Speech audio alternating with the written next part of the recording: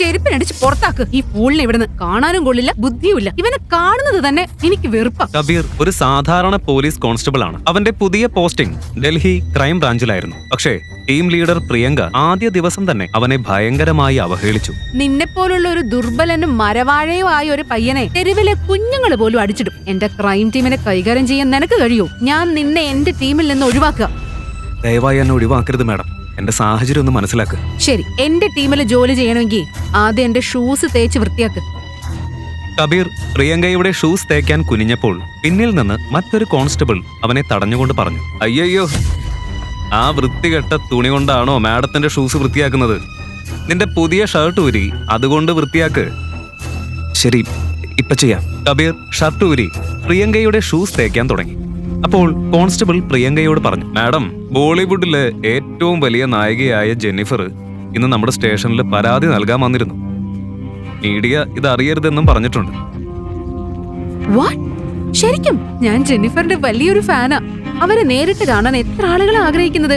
ഇന്ന് നമുക്ക് ആ വലിയ അവസരം കിട്ടിയിരിക്കുന്നത്. ശരി, അവരെപ്പോ വരും? അതേ സമയത്ത് ഒരു വലിയ ആഡംബര കാർ സ്റ്റേഷന് മുന്നിൽ നിർത്തി. മാഡം എത്തിയെന്ന് തോന്നുന്നു. ജെന്നിഫറിന്റെ സ്റ്റേഷനിലേക്കുള്ള ഓരോ ചുവടിലും എല്ലാവരുടെയും ഉത്കണ്ഠ കൂടിക്കൊണ്ടിരുന്നു. ജെന്നിഫർ മാഡം, നിങ്ങൾ എന്റെ മുന്നിൽ നിൽക്കുന്നു എന്നത് എനിക്ക് വിശ്വസിക്കാനാവുന്നില്ല. ലോകം മുഴുവൻ നിങ്ങളെ കാണാൻ ആഗ്രഹിക്കുന്നു. ഞാൻ നിങ്ങളുടെ വലിയൊരു ഫാനാ. നിങ്ങളുടെ കാര്യം ഒരു നിമിഷം കൊണ്ട് നമുക്ക് തീർക്കാം. കബീർ, മാഡത്തിന് വെള്ളം കൊണ്ടുവാ. കബീർ വെള്ളവുമായി പുറത്തു വന്നപ്പോൾ ജെന്നിഫർ അവനെ കണ്ടതും ഓടിച്ചെന്നു. അവന്റെ കാലിൽ വീണ് കരഞ്ഞുകൊണ്ട് പറഞ്ഞു, കബീർ, പ്ലീസ് എന്നെ വിവാഹം കഴിക്കൂ. നീ ഇല്ലാതെ എനിക്ക് ജീവിക്കാൻ കഴിയില്ല കബീർ, പ്ലീസ്. ഒരു സാധാരണ കോൺസ്റ്റബിളിന് വേണ്ടി ഒരു ബോളിവുഡ് നായിക ഇങ്ങനെ കരഞ്ഞപേക്ഷിക്കുന്നത് എന്തുകൊണ്ടാണ്? ജെന്നിഫർ, ഒന്ന് പുറത്തേക്ക് വരൂ, എനിക്കൊന്ന് ഒറ്റയ്ക്ക് സംസാരിക്കണം. കബീർ ജെന്നിഫറിനെ സ്റ്റേഷന് പുറത്തേക്ക് കൊണ്ടുപോയി പറഞ്ഞു, നമ്മുടെ കഴിഞ്ഞ സംഭവങ്ങൾ എന്താണെങ്കിലും അതെല്ലാവരുടെയും മുന്നിൽ മറച്ചുവെക്കണം. നമ്മൾ തമ്മിൽ എഴുതിയിരുന്ന കരാറിലെ കാര്യങ്ങൾ മറക്കരുത്. ആ രഹസ്യം പുറത്തായ നമ്മൾ രണ്ടുപേർക്കും അപകടവും. അതെ കബീർ, എനിക്കറിയാം. ആ രഹസ്യം ഒരിക്കലും പുറത്തു വരില്ലെന്ന് ഞാൻ വാക്കുതരാം. ഇത്രയും പറഞ്ഞിട്ട് ജെന്നിഫർ അവിടെ നിന്ന് പോയി. കബീർ തിരികെ വന്നപ്പോൾ പ്രിയങ്ക അതിശയത്തോടെ ചോദിച്ചു, കബീർ, ഈ ബോളിവുഡ് നായിക നിന്നെ വിവാഹം ചെയ്യണമെന്ന് പറഞ്ഞത് എന്തിനാ? ഒരു ദിവസം എന്റെ ഡ്യൂട്ടി അവളുടെ ഷൂട്ടിംഗ് സെറ്റിലായിരുന്നു. ഞാൻ ചെറിയൊരു സഹായം ചെയ്തു. അതുകൊണ്ടാവാം അവൾ ഇംപ്രസ്ഡ് ആയത്. എത്ര വലിയ നായികയായാലും അവളും ഒരു മനുഷ്യനല്ലേ. ശരി, നീ പറയുന്നത് ശരിയാ. ഇപ്പോ അടുത്തുള്ള ആശുപത്രിയിലേക്ക് പോ. അവിടെ ഒരു സുരക്ഷാ ഗാർഡ് വേണമെന്ന് പറഞ്ഞിട്ടുണ്ട്. ചെറിയ ജോലി മാത്രമാ. അത് കഴിഞ്ഞ് നൈറ്റ് ഡ്യൂട്ടിക്ക് കയറണം. ശരി മാഡം. കബീർ ആശുപത്രിയിൽ എത്തുമ്പോൾ അവനെ കണ്ട ഒരു സ്ത്രീ നിലവിളിച്ചു, കള്ളൻ! ആശുപത്രിയിൽ വന്നിട്ട് കുട്ടികളെ കടത്താൻ നോക്കിയല്ലേ? നിന്നെ സ്ലിപ്പർ കൊണ്ട് അടിക്കേണ്ടത്.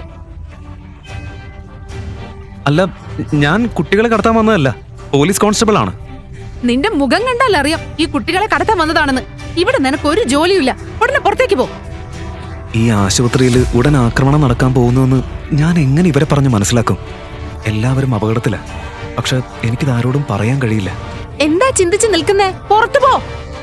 മാഡം, ഇന്നത്തെ എന്റെ ഡ്യൂട്ടി ഇവിടെ സുരക്ഷാ ഗാർഡായിട്ടാ. ഏയ് കോൺസ്റ്റബിൾ, എന്നോടൊന്നും വാദിക്കണ്ട. ഈ ആശുപത്രിയുടെ ഉടമയുടെ സഹോദരിയാ ഞാൻ. നിന്നെ എനിക്ക് ഒട്ടും വിശ്വാസമില്ല. ഇറങ്ങി പോവിടുന്ന്. കബീർ എന്തോ പറയാൻ വന്നതും ആ സ്ത്രീ കബീറിനെ മുഖത്ത് ആഞ്ഞടിച്ചു. ഒരു വാക്കുകൂടെ പറഞ്ഞ സ്ലിപ്പർ കൊണ്ട് കിട്ടും നിനക്ക്. മിണ്ടാതെ ഇവിടുന്ന് ഇറങ്ങി പൊക്കോ. അപ്പോഴായിരുന്നു ഒരു വലിയ പൊട്ടിത്തെറി ശബ്ദം കേട്ടത്. ഗുണ്ടകൾ ആശുപത്രിക്കുള്ളിൽ കയറി. ഒരു ഗുണ്ട ആ സ്ത്രീയെ പിടിച്ച് തോക്കിൻ മുനയിൽ നിർത്തി. ഇപ്പോഴത്തെ പൊട്ടിത്തെറി അല്പം ദൂരെ വെച്ചിട്ടുള്ള ട്രെയിലർ മാത്രം.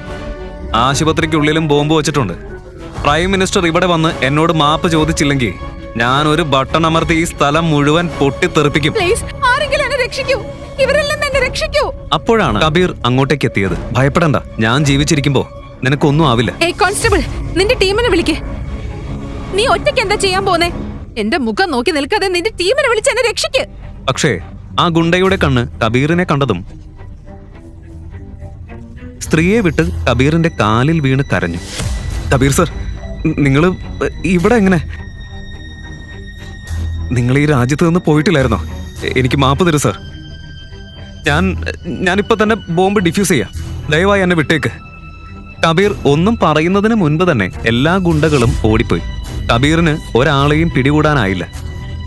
ഈ ഗുണ്ടകളെ പിന്തുടരണം.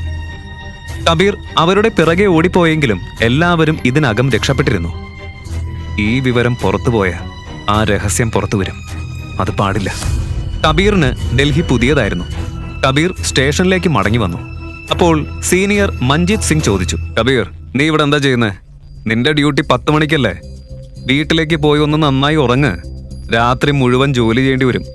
ഭയമില്ലാത്തവരും ശക്തരുമാണ് നൈറ്റ് ഡ്യൂട്ടി എടുക്കുന്നത്.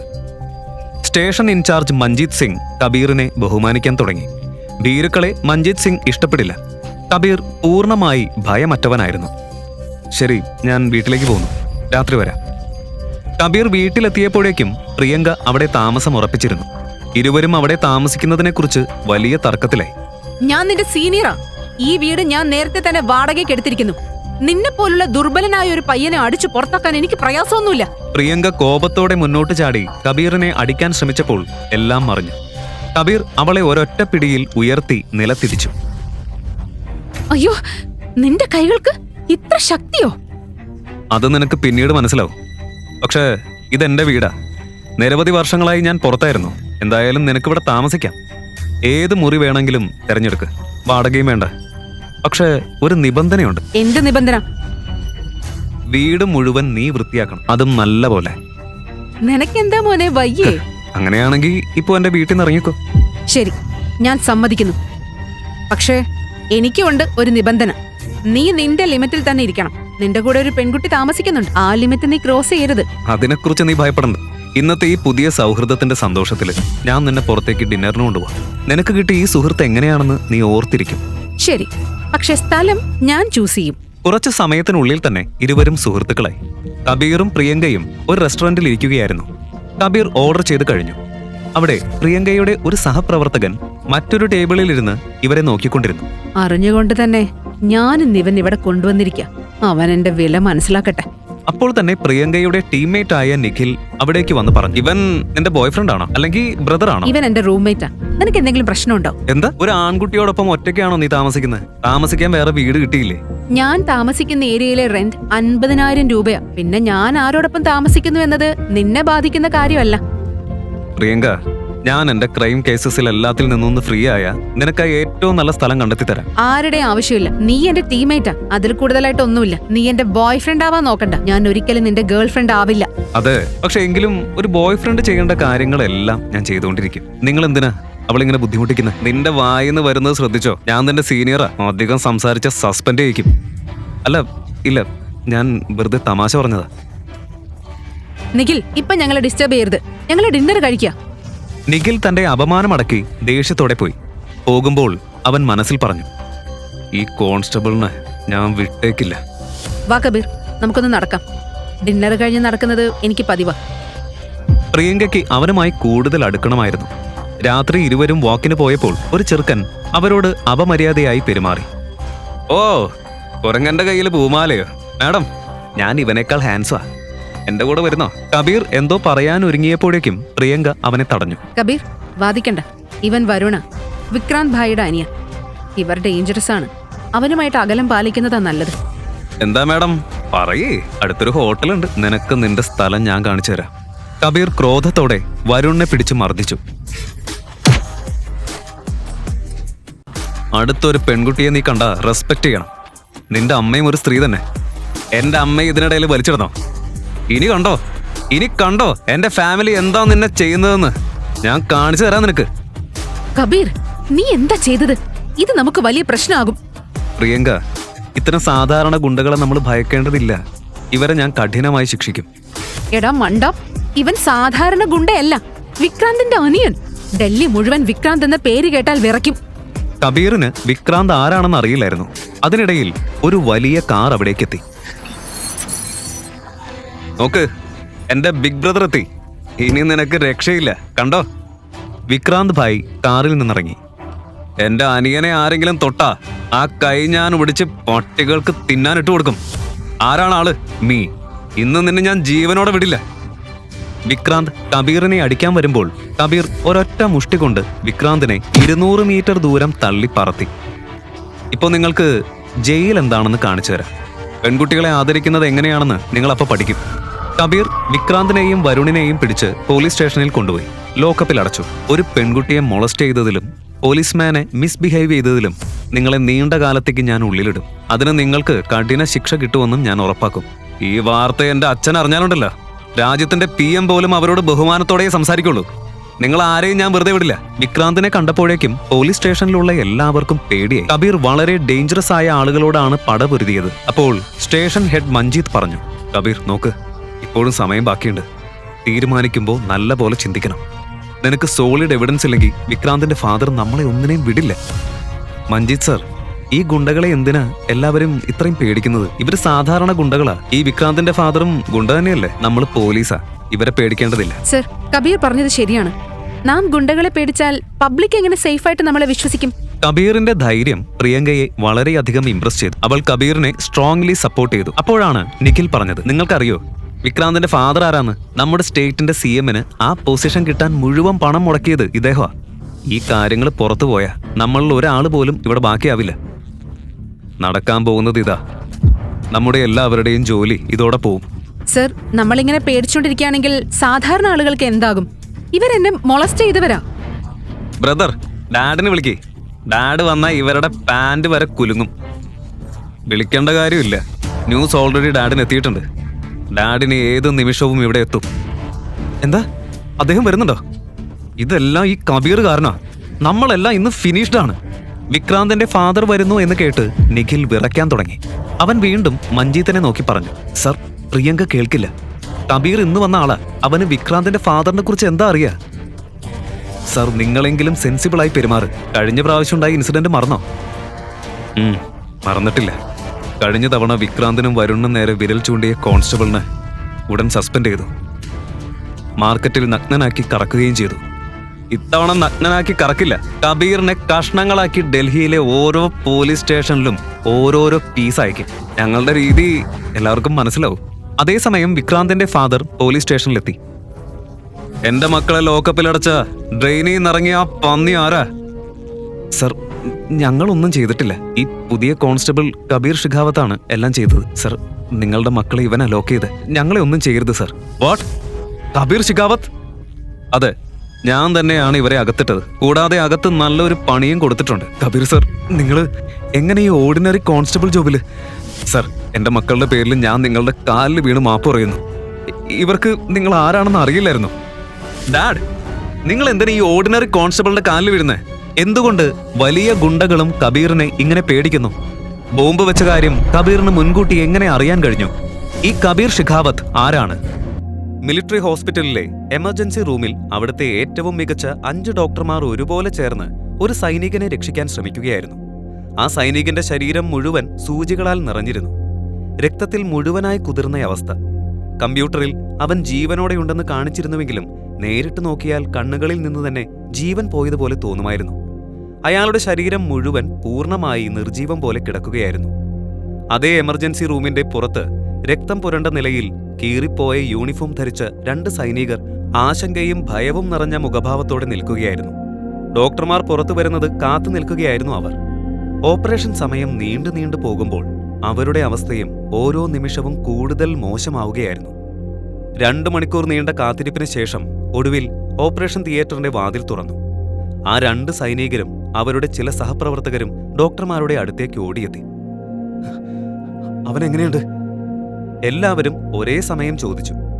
4 ഡോക്ടർമാർ ഒന്നും പറയാതെ തല കുലുക്കിക്കൊണ്ട് അവിടെ നിന്ന് പോയി. ഒരാൾ മാത്രം അവിടെ നിൽക്കുകയും അവരുടെ ചോദ്യത്തിന് മറുപടി നൽകുകയും ചെയ്തു. അതെ, ഞങ്ങൾ അവനെ രക്ഷിച്ചു.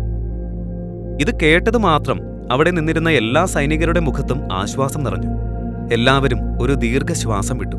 പക്ഷേ ആ കൂട്ടത്തിലെ ടീം ഇൻസ്ട്രക്ടറിന് കാര്യം അത്ര ലളിതമല്ലെന്ന് തോന്നി.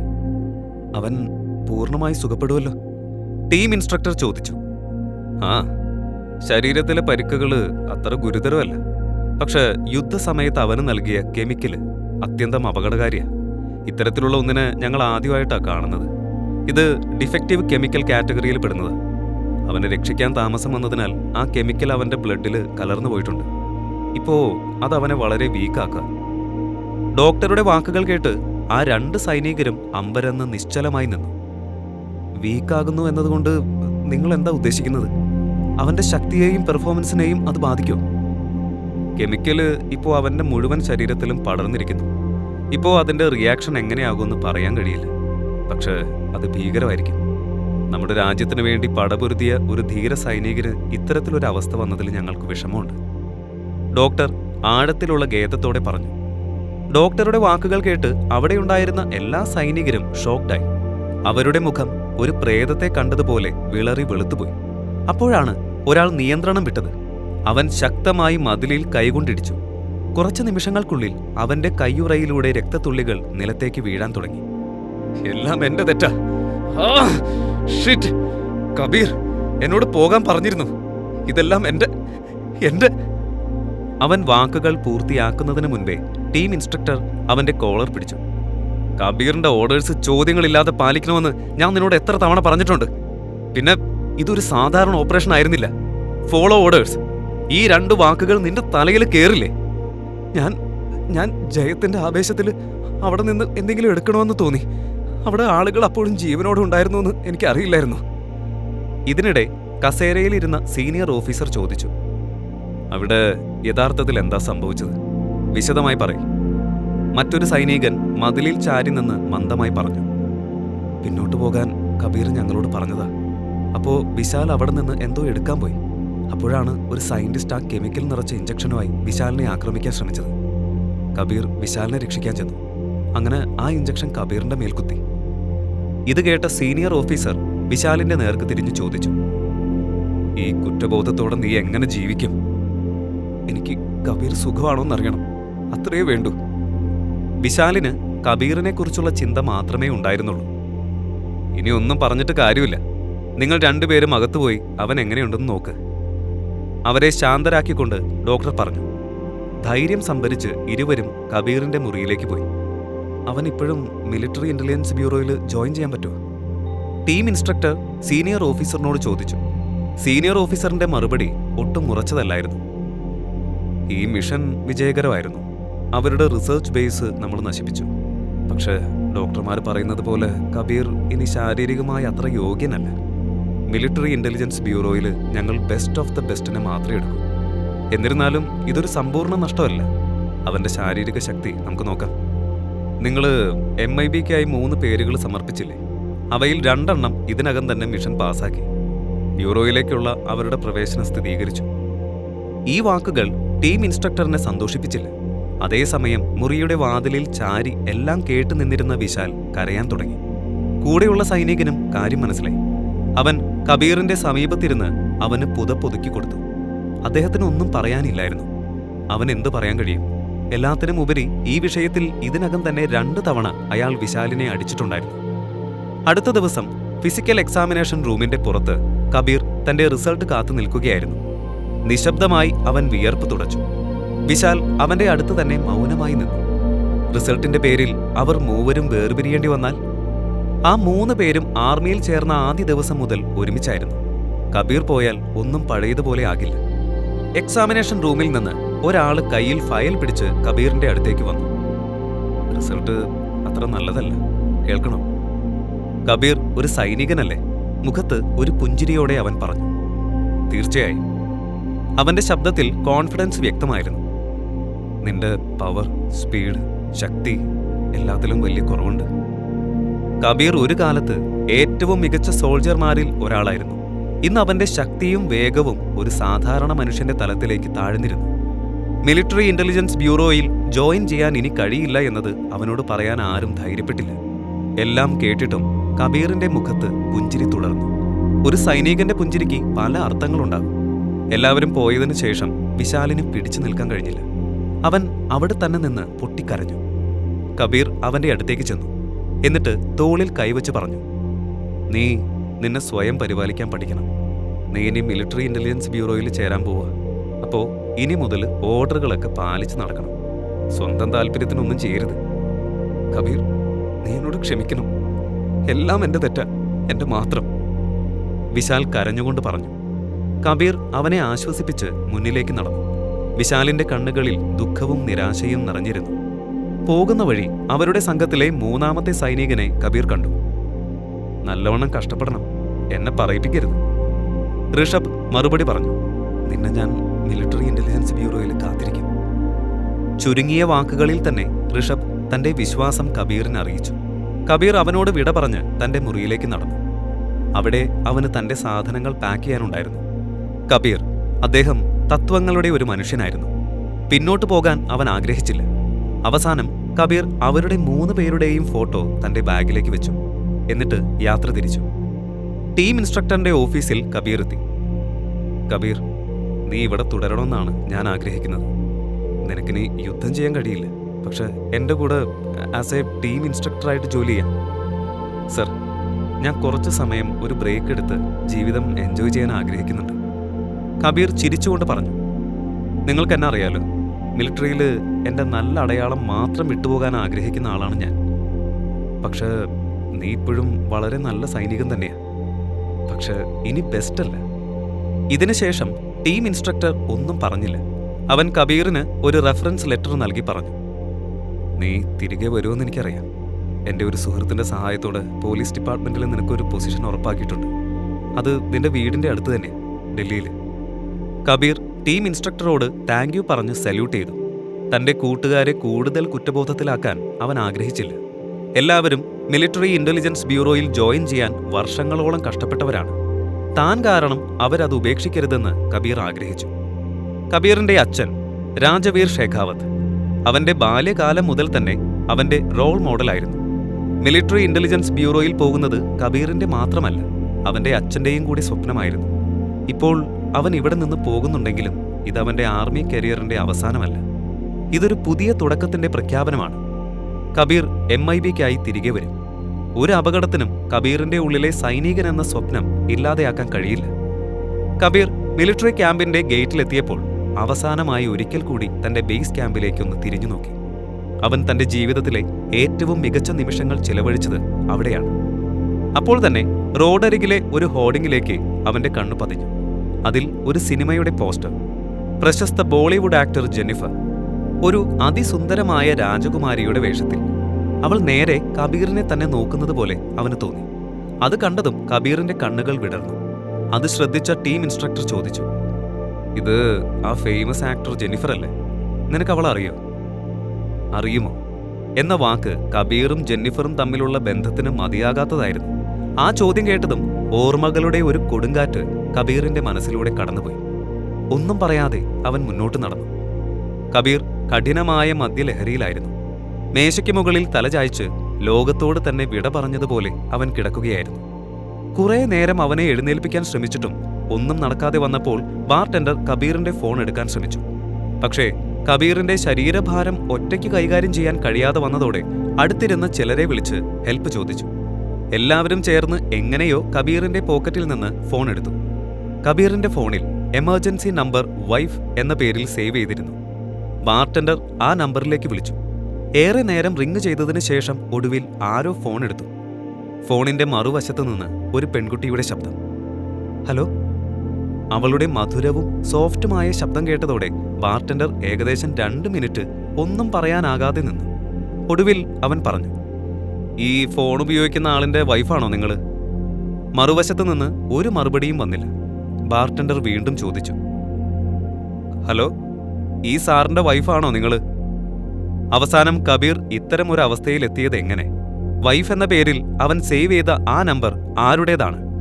സത്യത്തിൽ മിലിറ്ററി ഇന്റലിജൻസ് ബ്യൂറോയിൽ ജോയിൻ ചെയ്യാൻ കഴിയാത്തതുകൊണ്ട് കബീർ അതിയായ നിരാശയിലായിരുന്നു.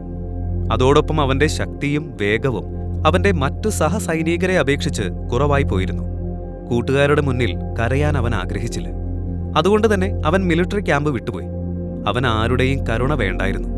ഇപ്പോൾ വീട്ടിലേക്ക് മടങ്ങി. ജീവിതം വീണ്ടും ശരിയാക്കുക എന്നതല്ലാതെ മറ്റൊരു വഴിയില്ലെന്ന് അവൻ മനസ്സിൽ ഉറപ്പിച്ചു.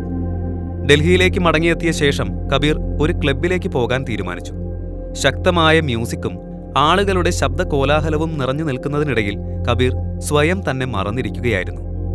ഒറ്റയ്ക്കിരുന്ന് ഒരു ഗ്ലാസിന് പിന്നാലെ അടുത്ത ഗ്ലാസ് കുടിച്ചുകൊണ്ടിരിക്കുമ്പോഴാണ് ഒരു പെൺകുട്ടി അവന്റെ അടുത്തേക്ക് വന്ന് സംസാരിക്കാനായി ശ്രമിച്ചത്. ഇത്രയും ആളുകളുള്ള സ്ഥലത്ത് നീ എന്തിനാ ഒറ്റയ്ക്കിരിക്കുന്നത്?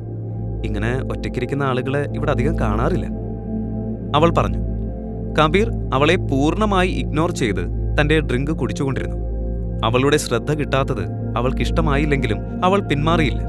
കബീറിന്റെ 6 അടി 3 ഇഞ്ച് ഉയരവും വീതിയുള്ള തോളുകളും അവനെ ക്ലബിലുണ്ടായിരുന്ന മറ്റെല്ലാ ആൺകുട്ടികളിൽ നിന്നും വ്യത്യസ്തനാക്കുന്നുണ്ടായിരുന്നു. ഒരുപക്ഷെ അതാണ് അവൾക്ക് ഇത്രയും ഇഷ്ടമായത്. അതുകൊണ്ട് തന്നെ അവൾ വീണ്ടും സംസാരിക്കാൻ ശ്രമിച്ചു. എന്നാൽ കബീർ വീണ്ടും അവളെ ഇഗ്നോർ ചെയ്തു. ഇവനൊരു ഡ്രിങ്ക് കൂടി കൊടുക്ക്, എന്റെ പേരിൽ, അവൾ ബാർടെൻഡറിനോട് പറഞ്ഞു. ബാർടെൻഡർ ഗ്ലാസ് മേശപ്പുറത്ത് വെച്ചത് മാത്രം ആ പെൺകുട്ടി അവസരം മുതലെടുത്ത് ഗ്ലാസിൽ ഒരു ഗുളികയിട്ടു. കബീർ അത് വ്യക്തമായി കണ്ടു. എന്റെ കാഴ്ച പോകുന്ന അത്രയൊന്നും ഞാൻ കുടിച്ചിട്ടില്ല. നീ ചെയ്തത് ഞാൻ കണ്ടു. മിണ്ടാതെ ഇപ്പൊ ഇവിടെ നിന്ന് പോയാ നാണം കെടാതെ നിനക്ക് രക്ഷപ്പെടാം. കബീർ കയർത്തു. അവന്റെ ശബ്ദം കേട്ട് അവൾ വിറച്ചു. ലജ്ജ കൊണ്ട് തല കുനിച്ച് അവൾ അവിടെ നിന്ന് പോയി. നഗരത്തിൽ അന്നേ ദിവസം കപൂർ ആൻഡ് സൺസ് എന്റർടൈൻമെന്റ് കമ്പനിയുടെ ഒരു പാർട്ടി നടക്കുകയായിരുന്നു. പാർട്ടിയിൽ നിരവധി സുന്ദരിമാരുണ്ടായിരുന്നുവെങ്കിലും എല്ലാവരുടെയും ശ്രദ്ധ ജെന്നിഫറിലായിരുന്നു. അതിമനോഹരമായ ഒരു ഡ്രസ്സ് ധരിച്ചിരുന്ന ജെന്നിഫറിന്റെ ചുരുണ്ട മുടി അവളുടെ മുഖത്തിന്റെ തിളക്കം കൂട്ടി. അവളുടെ മുഖത്ത് ഒരു പ്രത്യേക പ്രകാശമുണ്ടായിരുന്നു. പാർട്ടിയിലെ എല്ലാ പുരുഷന്മാരും അവളുടെ സൗന്ദര്യം മാത്രം നോക്കി നിൽക്കുകയായിരുന്നു. അതുപോലെ തന്നെ പല സ്ത്രീകളും മനസ്സിനുള്ളിൽ ജെന്നിഫറിനെ പോലെ ആകാൻ ആഗ്രഹിച്ചു. ജെന്നിഫർ സുന്ദരിയാണെന്ന കാരണത്താൽ മാത്രമല്ല എല്ലാവരും അവളെ ശ്രദ്ധിച്ചത്. അടുത്തിടെ അവൾക്ക് ബോളിവുഡിലെ സൂപ്പർ സ്റ്റാർ അവാർഡ് ലഭിച്ചിരുന്നു. അവൾ ഒരു നടി മാത്രമല്ല, അത്ഭുതകരമായ ഒരു സിംഗർ കൂടിയായിരുന്നു. ജെന്നിഫറിന്റെ അച്ഛൻ രാജ്യത്തെ ടോപ്പ് ബിസിനസ്മാൻമാരിൽ ഒരാളായിരുന്നു. അമ്മ തന്റെ കാലഘട്ടത്തിലെ ഏറ്റവും മികച്ച ഇറ്റാലിയൻ മോഡൽ. അതുകൊണ്ട് ജെന്നിഫറിൽ ഇന്ത്യൻ ഡാഡിന്റെയും ഇറ്റാലിയൻ മോമിന്റെയും ഗുണങ്ങൾ ഒരുപോലെ ഉണ്ടായിരുന്നു. അതാണ് അവളെ മറ്റെല്ലാ ആക്ട്രസുകളിൽ നിന്നും വ്യത്യസ്തയാക്കിയത്. ആദ്യം കബീറിന്റെ ഫോൺ എടുക്കാൻ അവൾക്ക് മനസ്സുണ്ടായിരുന്നില്ല. പക്ഷേ ബാർടെൻഡർ പറഞ്ഞ കാര്യങ്ങൾ കേട്ടപ്പോൾ അവൾ ആലോചനയിലായി. ഫോൺ കട്ട് ചെയ്യുന്നതിന് മുൻപ് അവൾ ചോദിച്ചു, നിങ്ങളുള്ള സ്ഥലത്തിന്റെ അഡ്രസ്സ് പറയൂ. Grand plaza club, Connaught Place. അയാൾ പറഞ്ഞു. ജെന്നിഫർ ഫോൺ വെച്ചു.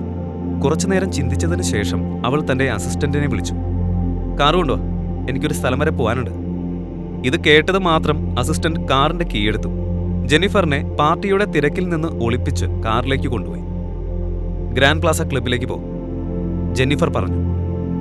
മാം, പല പുതിയ ആക്ടേഴ്സ് നിങ്ങളെ കാണാൻ വന്നിരുന്നു.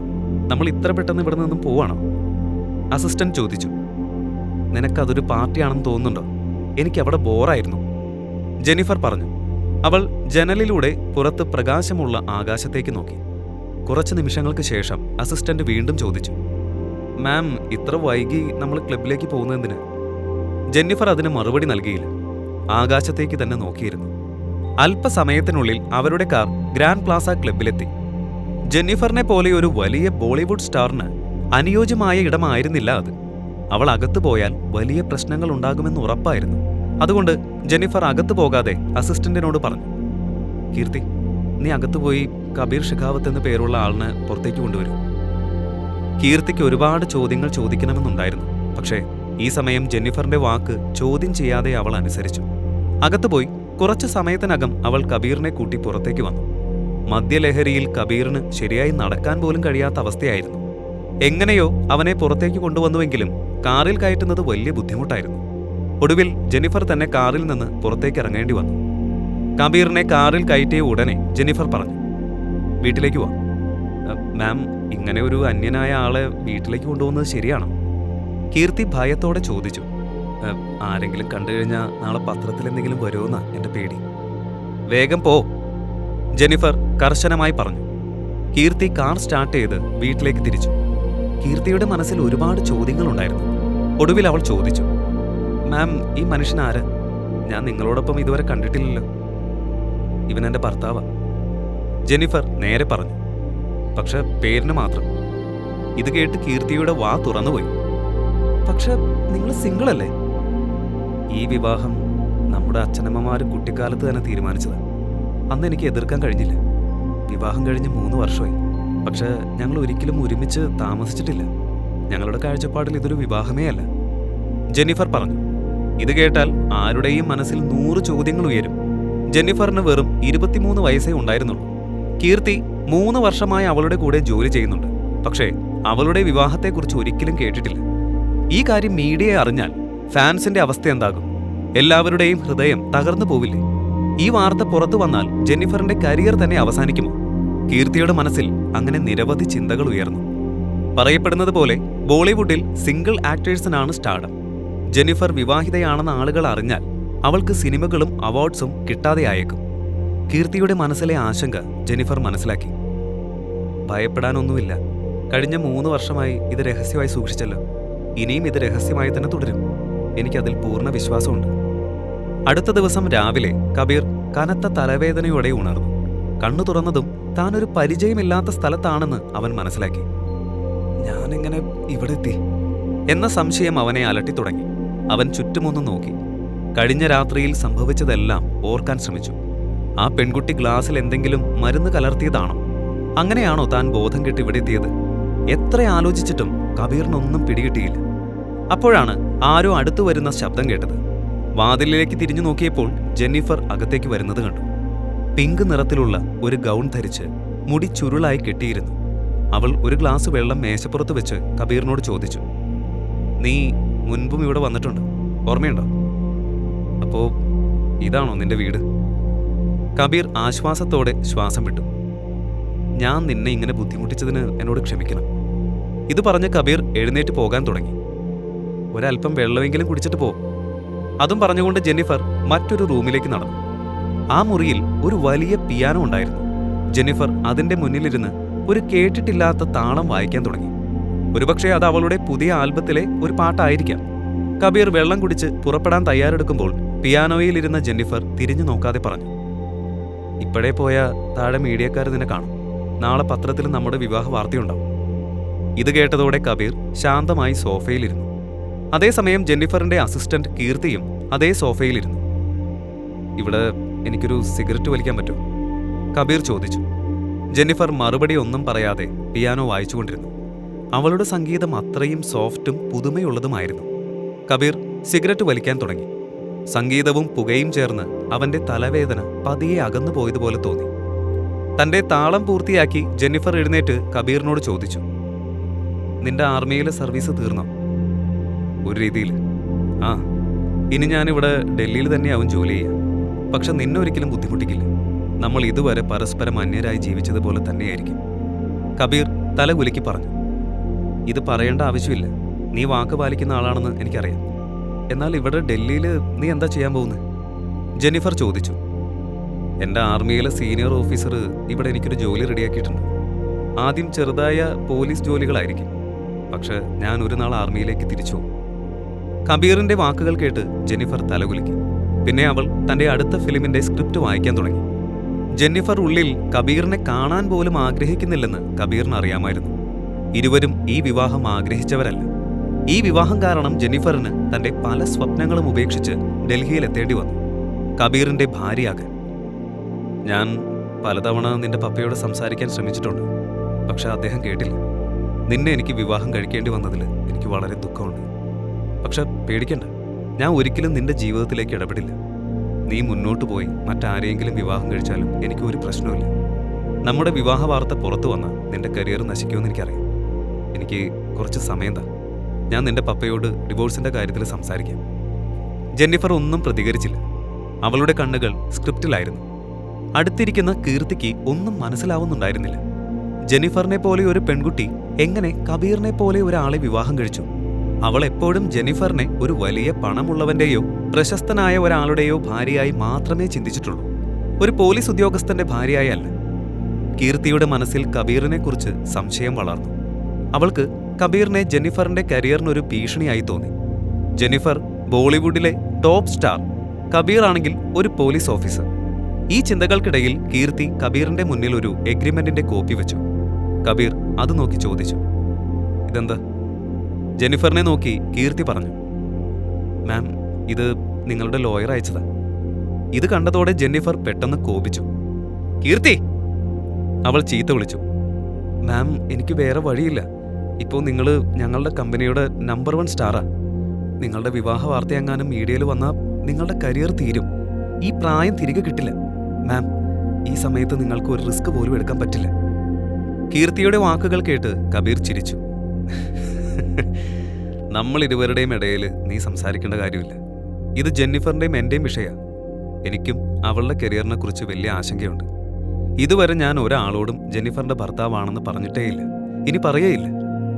ഇതാലോചിച്ച് നിങ്ങളും നിങ്ങളുടെ കമ്പനിയും പേടിക്കണ്ട. അവളുടെ കരിയറിന്റെ വഴിയിൽ ഞാൻ ഒരിക്കലും വരില്ല. ഇത് പറഞ്ഞ് കബീർ ജെന്നിഫറിന്റെ വീട്ടിൽ നിന്ന് പുറത്തുപോയി. കീർത്തിക്ക് ഇത് ഒട്ടും ഇഷ്ടമായില്ല. അവൾ ജെന്നിഫറോട് പറഞ്ഞു, മാം, ഇങ്ങനെ അവന്റെ വാക്കിൽ മാത്രം വിശ്വസിക്കാൻ പറ്റില്ല. അവൻ ഈ എഗ്രിമെന്റിൽ സൈൻ ചെയ്യാതെ പോയ ഭാവിയിൽ നിങ്ങളെ ബ്ലാക്ക്മെയിൽ ചെയ്യാനും സാധ്യതയുണ്ട്. ജെന്നിഫർ ഇതൊന്നും കാര്യമാക്കാതെ വീണ്ടും പിയാനോ വായിക്കാൻ തുടങ്ങി. മാം, ഒരു കാര്യം എനിക്ക് മനസ്സിലാവുന്നില്ല. നിങ്ങൾ നിങ്ങളുടെ വിവാഹത്തെക്കുറിച്ച് കമ്പനിയെ എന്തുകൊണ്ട് അറിയിച്ചില്ല? അവൻ സൈൻ ചെയ്തില്ലെങ്കിൽ കമ്പനി എങ്ങനെ നിങ്ങളുടെ പ്രൊജക്ടുകളിൽ ഇൻവെസ്റ്റ് ചെയ്യും? ജെന്നിഫർ വളരെ ശാന്തമായി മറ്റൊരു താളം വായിച്ചുകൊണ്ടിരുന്നു.